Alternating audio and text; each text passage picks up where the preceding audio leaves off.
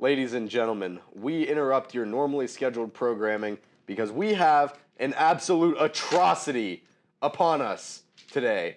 This is like code red, everything's hitting the fan, worst thing possible. Ohio State got absolutely embarrassed at home on Saturday afternoon by the Michigan Wolverines led by Jim Harbaugh. I can't even begin to explain my frustration with this football team. Let's just start off with a couple basic stats here. J.J. McCarthy only completed 12 passes, yet somehow threw for 263 yards and 3 touchdowns. Donovan Edwards, the backup running back because Blake Corum was injured, rushed 22 times for 216 yards and 2 touchdowns, almost averaging 10 yards per carry. And then Cornelius Johnson had 4 catches for 160 yards and 2 touchdowns. Absolutely horrendous play by the Ohio State defense. To go along with that, Ohio State went 5 for 16 on third down and 0 for 1 on fourth. They had 9 penalties for 91 yards, which is absolutely unacceptable. Stroud threw 2 picks, again, unacceptable. And it was the first home loss against Michigan for Ohio State in 22 years. 22. Ryan Day, why are you punting the ball on 4th and 5 at midfield when your quarterback just went from like 2nd and 35 to 4th and 5? He picked up 30 yards in 2 plays. You're at midfield and you don't let him go for it? You're completely killing the momentum of the game. I genuinely hope something changes with this Ohio State program because Ryan Day has failed to give a good example of what it means for a football team to play with a sense of urgency. And this has been happening ever since they came out of the bye. They don't play with any urgency, and they expect people to just roll over and take it because they're Ohio State. And it's unacceptable behavior. Honestly, they're number 5 in the nation right now. They don't even deserve to make it into the college football playoff. I hope USC and TCU both win their conference championship games because Ohio State does not deserve to be in the college football playoff this year. And that's my rant. Back to your normally scheduled programming. You good? Oh, no, I'm not. But we'll get all right. Take a sip of water. You good? We'll get straight. Get straight. We'll get it straight. Well, we got that. It's another episode of Boro Tailgate Talks. And here we go. So we got Boro basketball. And, okay, one second, Alex. 1 second. You know, I don't know why this plant is here. Me either. Do you know why it's here? No, I don't get it at all. For real, honestly, who puts a plant as a prop on a newscast? No, yeah, absolutely. It's honestly a stupid idea. It's you know so what, tacky. Joe, come here, Joe. Our floor director, Joe, come here. Yeah, seriously, having a plant on a newscast is a horrible idea. You know what? There's Joe. Brian Reynolds bobblehead. That's much better. That is much. I'm not even a much massive better. baseball guy, but that is much better. It's a stupid idea from a bad newscast, and we're good. We're good. All right, here we go. Boro basketball.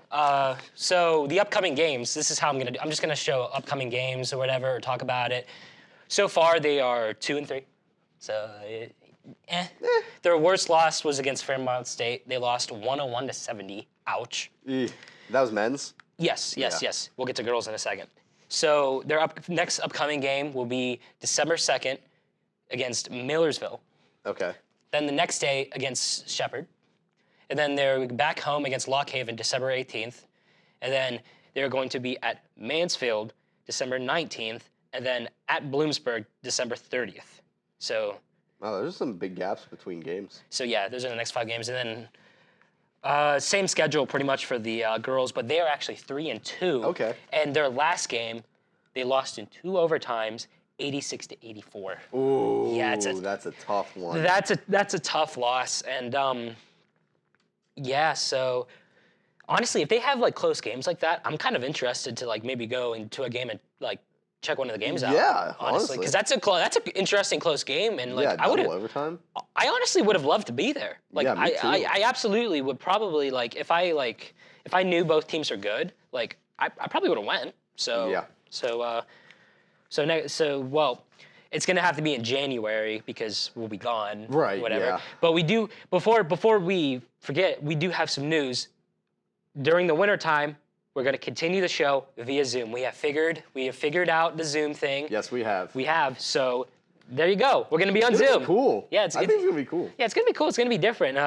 Might have some guests on the show, maybe to talk about some different. Yeah. Like a buddy of mine who's a Michigan fan Oh, might want to be on the show if boy. they make it to the playoffs. Yeah, Oh, yeah. boy. Yeah, I tried to convince my brother to be on maybe once or whatever. So if he actually is gonna be on one of the times, that should be interesting. That should be, for Yeah. sure. Yep. All right. Pitt football. Hey! Wow. W. W and Keenan Slovis. W. Keenan freaking Slovis, man. Yeah, Yeah. man. Still not the guy, but great game. Great game. not. Great game. So they went into Miami and they won 42-16. Big. In my opinion, Miami is a 5-7 team this year. They're going to be good next year. I do predict they will be good next year because they have a lot of pretty good recruits coming in next year. Yeah. So I think they're going to be a force to be reckoned with next year. So they did have to use 3 different quarterbacks because 2 of them got hurt. I think Tyler Van Dyke got knocked out after the first drive, he got knocked out. Oh, wow. What, did he And get, like, concussed or something? I am not sure, but the next QB hurt his shoulder. He fell on it. Oh, He was forced to fall on his shoulder via attack. yeah. Oh God, it was bad. So they did have to use 3 different QBs or whatever, but still, they haven't beat Miami since they upset them in 2017. 2017, when so Miami, 5 years, yeah. When Miami was the number 2 team in the country. Yeah. Yeah, and Lee, would you like to say who the QB for that was? His breakout game? Kenny Pickett. Yes, Baby. that was his breakout game, and I was there. You were there. I was on the sideline when he dove for the pylon too. That must have been Dude, crazy. Dude, it was so crazy. Second best game I've ever been to. Yeah. Second best game. First, you're not going to beat that Penn State game from 2016. No. But yeah. So all right, Keenan Slovis was 18 for 28 for 256 yards, 3 touchdowns, 1 pick. That's pretty good. Not bad. For Keenan Slovis, that is pretty good in my opinion.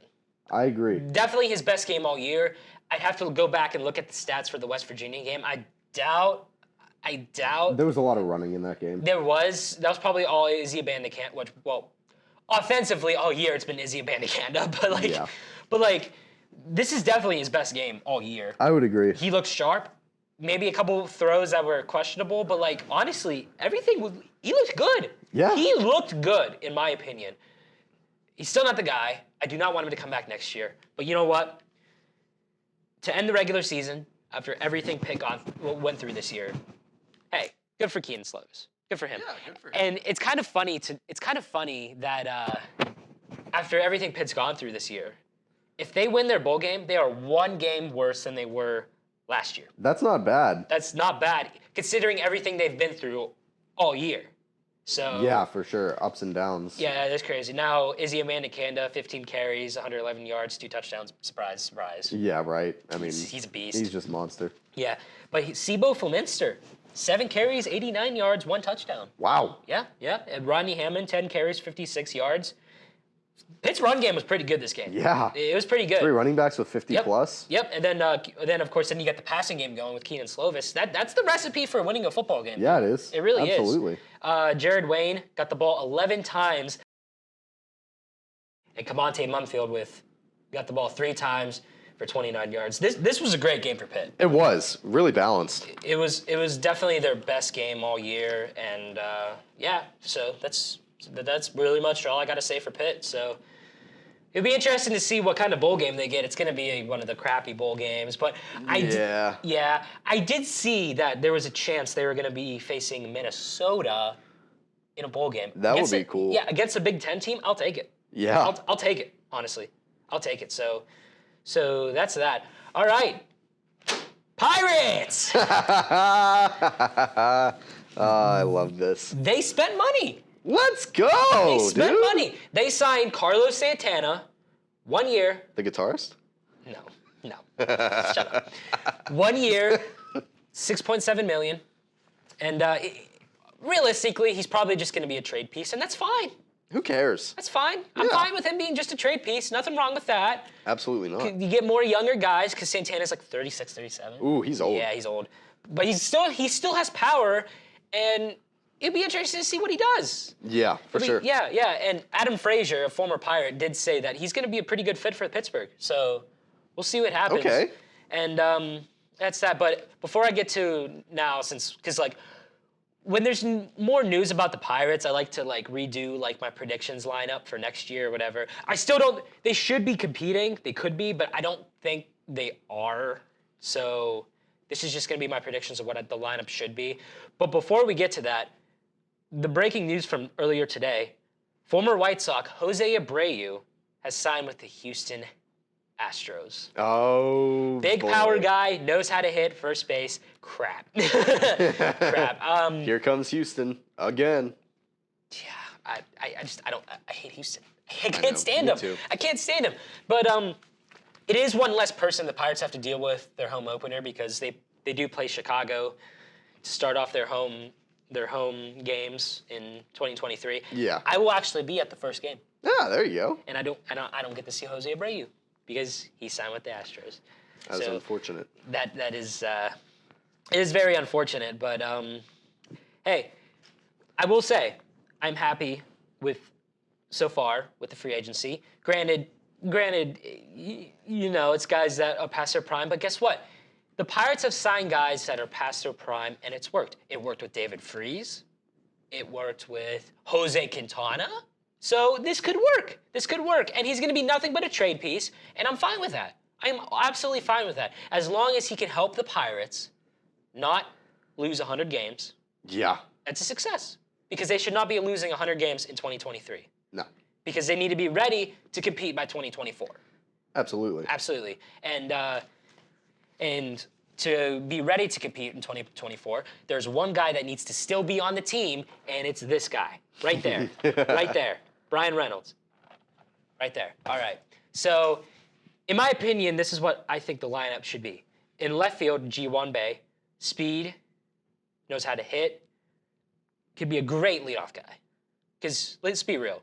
In my opinion, the best leadoff guys are the guys that can run. Yeah, that's fair. That can run because they can bunt. They can bunt and whatever to get on base. Yeah. And then the next guy up can hit him over. So there's that. In right field, it should be Jack Sawinski. His average was a little low last year, but he led at one point. He was the leading home run guy in rookies last year in all of Major League Baseball. Yeah. And of course, center field, Brian Reynolds. And then first base, G-Man Choi, who they just acquired from the Tampa Bay Rays. And then at second base, there's two guys I'm all right with playing second base. Peter Marcano and Rodolfo Castro. Castro, he started to pick it up at the end of the year this year.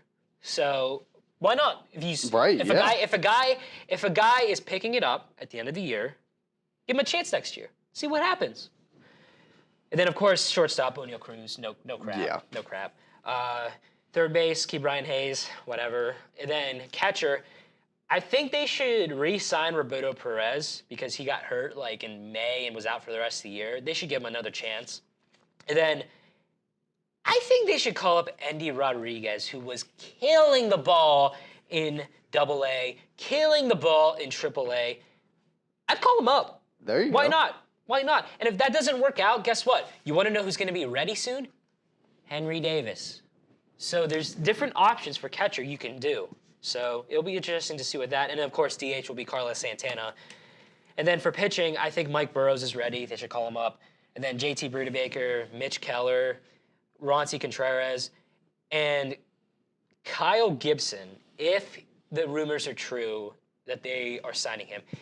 His average was 5.05, which is terrible. But, like, let's be real. You never know with different coaching. True. Different coaching, it could change, whatever. So that's that. So, yeah, interesting signing for the Pirates. I really like the signing for the Pirates. And you don't hear that often from Pirates fans, that they like a certain free agent signing. No. You do not hear that at all. Nope. It's always disappointment talking because they traded somebody away. So there's that. And, all right, NFL. What do you got for us, Alex, for the Jets game? Yeah. Mike White, baby. Let's go. First of all, can we talk about the fact that the Bears-Jets game was the game between Trevor Siemian and Mike White? Should have started Nathan freaking Peterman. Trevor Siemian had a decent game, whatever, 14 for 25, 179, a touchdown and a pick, 56% completion. Yeah. My GOAT, Mike White, 22 for 28, 79% completion percentage, 315 yards, and 3 touchdowns. My GOAT. Poor Zach Why Wilson. is this dude not starting over Zach Wilson, period? Poor Zach Wilson. I get it. Mike White's been a career backup and like third stringer for a reason, but like at this point, New York, you got a decent record. You're in a spot to compete for a playoff spot right now. You got to ride the hot hand here. Other stats to look at: Garrett Wilson, the rookie receiver out of Ohio State. That's my team. 5 receptions. They're not dead. I don't know why I did that. Garrett Wilson, 5 receptions for 95 yards and 2 touchdowns. I'm sure whoever picked him up like 3 weeks into the season off waivers in fantasy is real happy about that one. Yeah, right. Jets went 7 for 12 on third down and only had 1 penalty for 5 yards. They played a really clean football game. 466 team yards. That's pretty impressive. The Jets ran the ball with a guy I've never heard of and a guy I've barely ever heard of. Their first guy that I've never heard of, Zonovan Knight, had 14 attempts for 69 yards. That's almost 5 yards per carry. And then Ty Johnson, he was on the team last year. He did pretty decent, and it was him and Michael Carter before they drafted Breece Hall. Ty Johnson had 5 carries for 62 yards and a touchdown. That's 12.5 yards per carry. That's pretty impressive. Yeah. So we know I get it was the Bears that they were playing, but we know what the Jets are capable of doing as a football team. Do I think that the game would have been way closer if Justin Fields was playing? Probably, because him running is a very, very big part of their game. But it was interesting. The Jets won 31-10 at home against, in terms of, the past couple years, someone I'd consider a pretty similar opponent. Good win, New York Jets. I'll give it to you. Yeah, that was a good win. Yeah. I would say probably Zach Wilson is Zach Wilson is done. Punching air right now. He's probably done. But by the way, I would like to give my thanks to the Chicago Bears for that second-round pick, by the way. Thank you. Let's go. Thank you.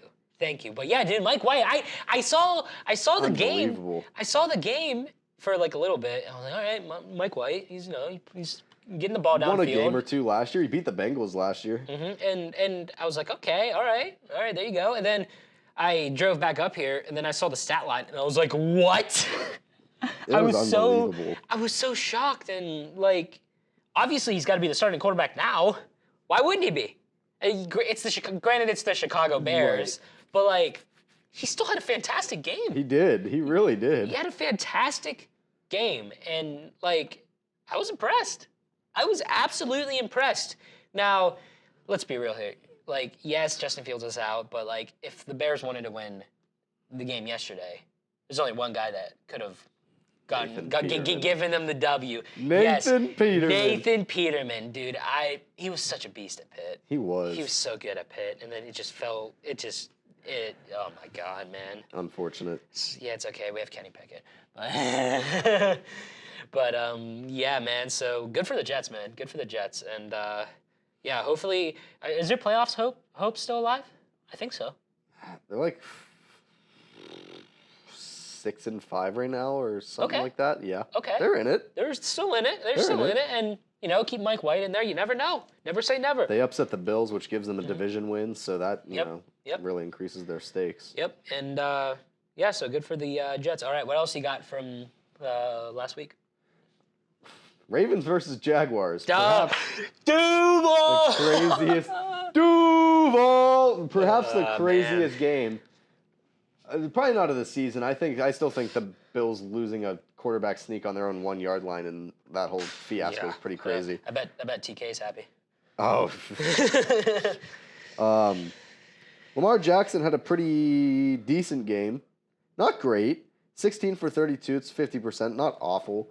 But 254 and a touchdown is pretty solid. He also had 14 carries for 89 yards, which led the team. But Trevor Lawrence, dude, this is what you were expecting when Trevor Lawrence got taken first overall. 29 for 37. That's 78%.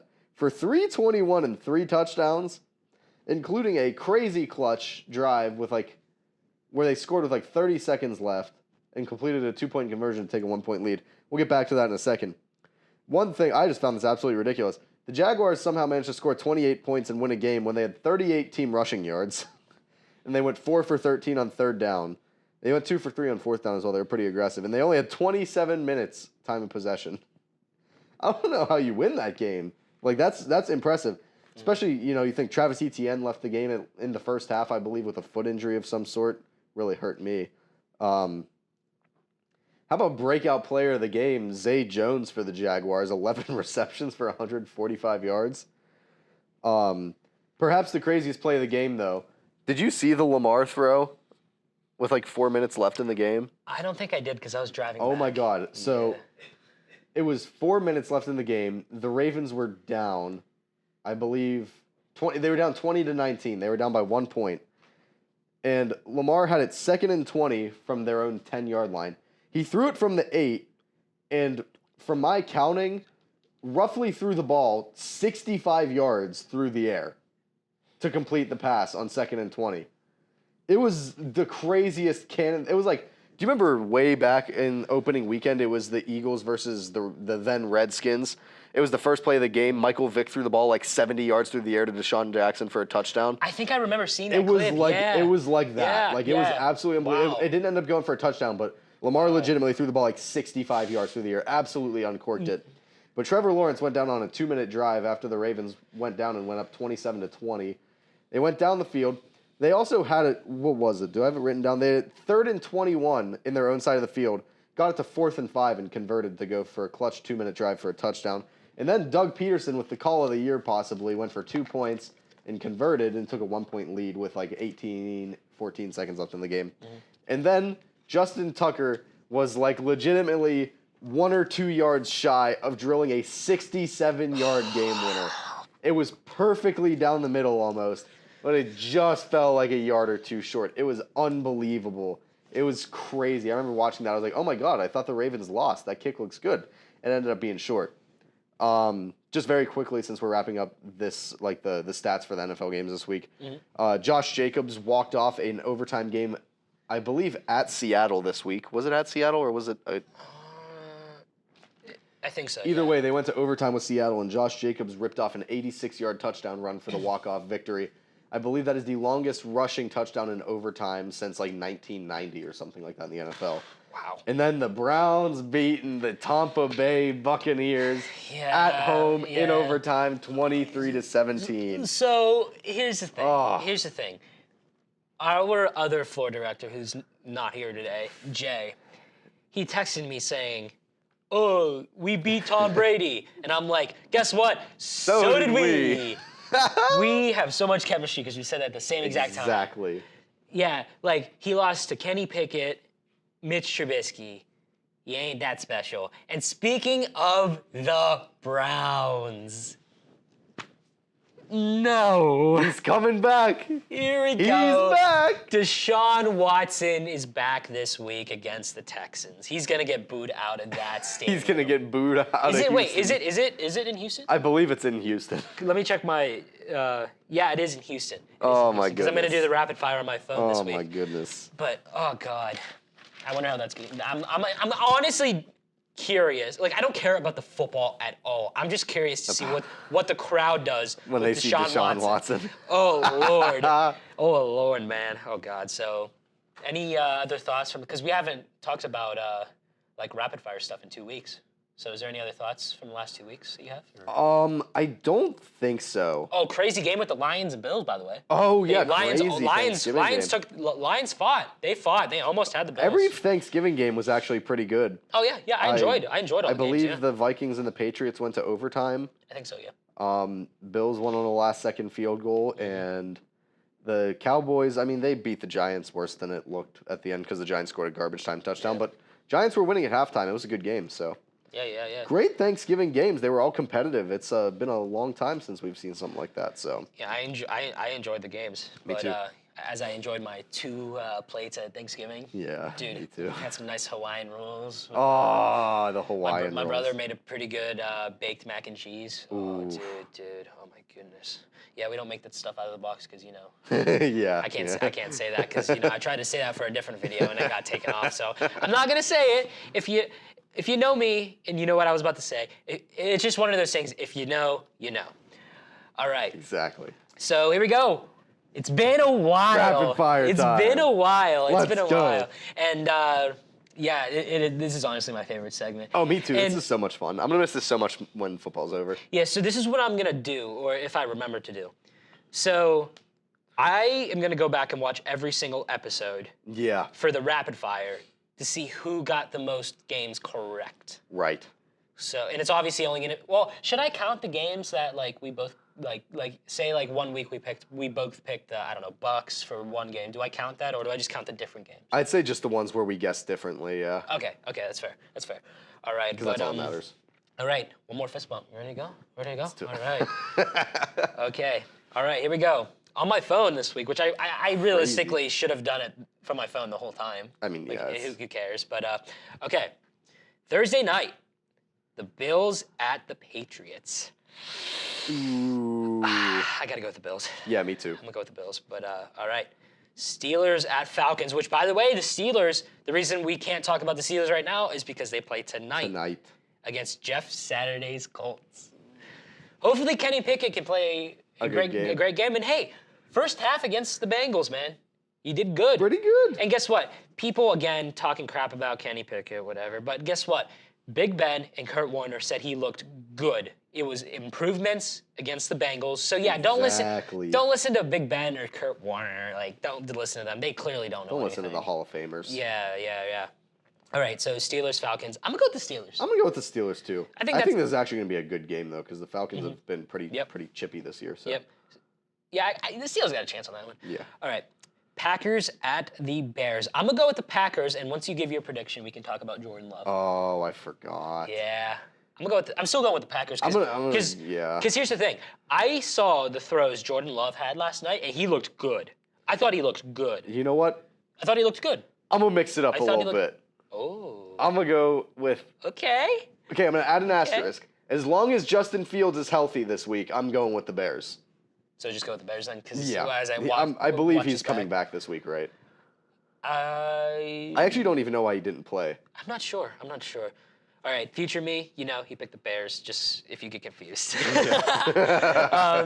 All right, Jaguars at the Lions. That actually is a tough one. The battle of the kitty cats.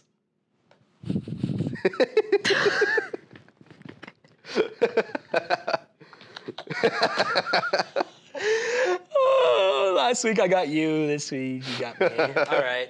Both teams they're like, I think the Jaguars are a little more hot than the Lions right now, so I'm gonna go with the Jags, but I'm also going with the Jags, but here's the thing. The Lions played great against the Bills. They did. Both teams are playing like last week they played well last week. So but I'm still gonna go with the Jags, but like, man, yeah. I wouldn't be surprised if that one's close. Me either. All right. Jets at the Vikings, sorry. The Commanders at the Giants. I'm going with the Giants, and we got to talk about the Commanders after you give your prediction. I'm gonna mix it up again. I'm gonna go with the Commanders. I'm feeling a little controversial this week, even though I don't think it's that controversial. But yeah, but like, come on, man, that was disgusting. Yeah. Like that statue they gave. Sean Taylor. Yeah, that's disgusting, man. Come on, man, do better than that. But all right, Titans at Eagles. Ooh. Oh, I'm scared. Titans just lost to the Bengals Sunday, so I'm a little worried, but I'm gonna go with the Eagles. All right, I'm gonna go with the Titans. Yeah, you're gonna pick my team on upset alert on the road? All right, Broncos, Ravens. We're both going Ravens. Yeah, Ravens. Because I'm never picking the Broncos ever again. Ever. Browns at the Texans. Oh, Deshaun Watson revenge game, baby. Yeah. Let's go. Yeah, I'm gonna go with the Browns. Seahawks at Rams. Seahawks will bounce back this week. Yeah, I'm gonna go with the Seahawks. Dolphins at 49ers. Ooh. I'm going 49ers. I'm going 49ers. Home team. Hot team. I'm gonna go with the Dolphins. Okay. All right. Chiefs at the Bengals. Ooh, tough one. I'm good with the Chiefs. Yeah, I'm gonna go with the Chiefs too. I can't bet against Pat Mahomes. No. Chargers at Raiders. The Chargers managed to screw this one up. I swear to God. I'm going with the Chargers. Chargers. All right. Jeff Saturday's Colts against the Cowboys. I'm gonna go with the Cowboys. Cowboys. Yeah, they look pretty good. That's the Sunday night game. And then the Monday night game will be the Saints at the Buccaneers. I'm gonna go with the Buccaneers. Me too. Yep. And then the bye week, the Cardinals and the Panthers. Good. So- 2 terrible football teams. Yeah, but then there's no Hard Knocks. There's Yeah, no Hard that's Knocks. fair. Did you see the final from the Saints 49ers game? I don't think I did. No. The 49ers beat the Saints 13-0. Moving on. All right. It's time to do a little Penguins talk, man. Yeah, the seasons are changing. It's getting colder outside. We're starting to talk about more than just football. We're starting to get some basketball, get some hockey. I'll talk about the Hawks later. Yeah. We'll get to that point too. Yep. All right, so big things for the Pens. They are currently coming off a home loss against the Maple Leafs. They God, lost don't remind me. 4-1, which is not good. Ricard Raquel had the lone goal for the Pens. To be fair, though, I mean, Casey DeSmith allowed 4 goals, but he also had 41 shots at him, so that's a lot. That's understandable, yeah. Yeah, you compare that to the Penguins, who only had 26 shots on goal, and the Maple Leafs had 41. So one team clearly dominated in the offensive zone over the other one. The Pens have another home game tomorrow, November 29th, as this is being recorded, against the Carolina Hurricanes, who are currently 11-8-3. Or wait, no, the Penguins are 11-8-3. My apologies, and they are currently 1 spot behind Carolina, who's 11-6-5 in the Metro Division. So this is a game for pretty much for the Penguins to start picking it back up again. They're 7-2-1 in their last 10 games, so they've been playing well for the most part. I want to say they started pretty hot too. Didn't they win like their first 3 games or something like that? Yeah, they did. They had a great first game. I think it was against the Coyotes. Yeah, something like granted, that. it was against the Coyotes, whatever. But like they did play well against the Lightning after that too. They did. But they did go on a really bad losing streak. Yeah. That kind of like it upset me a little bit. I remember hearing something like it was like the worst losing streak since they drafted Crosby or something like that. It was bad. It was. I think it was like 7 some games. I want to say. Yeah, something like that. It was like, but dude, Crosby's still like. He's still great. Oh, dude, he's still great. He's honestly still the best hockey player. Malkin had a great win in the shootout like 2 games ago. I forget who they were playing against. Yeah, Gino. Basically, this is a game for the Pens to get back on track, another home game back-to-back, and pretty much to jump Carolina and start working their way back up the Metro. They're currently in 4th, as I said, so this is a shot for them to try and jump up to 3rd and, continue to work their way up the food chain from there. So let's go Pens. Let's go Pens, man. I really want Crosby, Malkin, and Letang to win another cup together. Oh, my God, it would be so cool. How many Pens games have you been to?